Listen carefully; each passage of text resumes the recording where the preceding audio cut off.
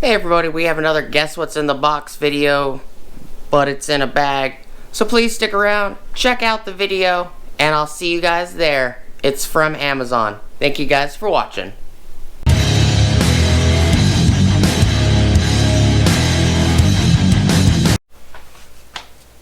Hey everybody, how's it going? Alright, so this is a small kind of cardboard style bag. I ordered something from Amazon. It actually came from Bike World USA, Scotia, New York. This is something I grabbed for maintenance on Forerunners, for my personal Forerunners. This bag is about 12 and a half if it was straight. It's about 12 being bent the way it is. It is about 8 inches wide. Let's see. It's 8 inches wide at the very widest point. The very shortest point is 6 inches wide. And it is a good, what, 3.25 inches tall. This is a type of grease. Let me know what you guys think, what brand it is or what style it is.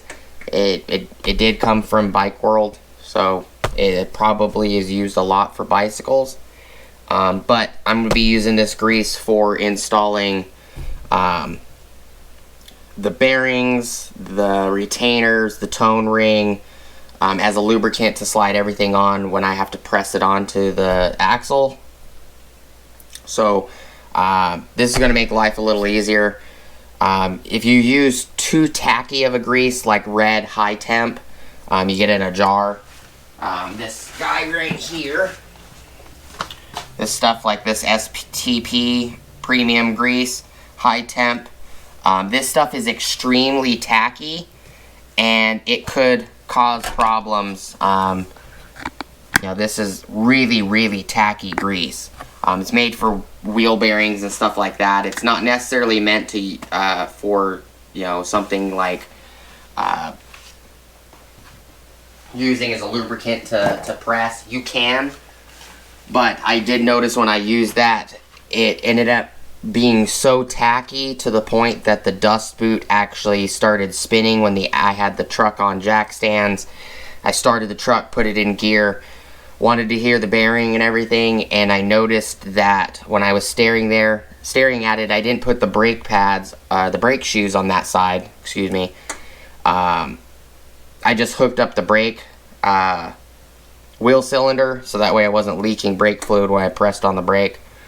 And I noticed that because that grease is so tacky, it actually made the dust boot start spinning slowly. Even though the axle was spinning with the engine in drive somewhere around 25, 30, maybe a little more miles per hour, the dust boot started turning slowly like this, and then it walked itself out. So I'm going to have to redo it. That's what I got this for. Instead of using the high temp, I'll use the high temp for packing wheel bearings like I normally do.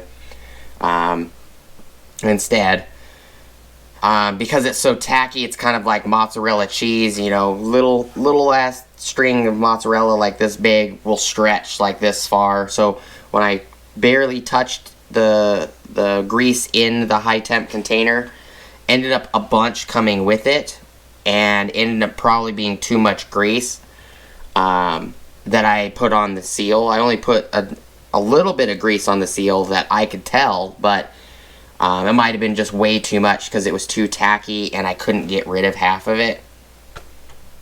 So that could be why the dust boot started spinning out. But, it's just a quick video. Please like, comment, subscribe.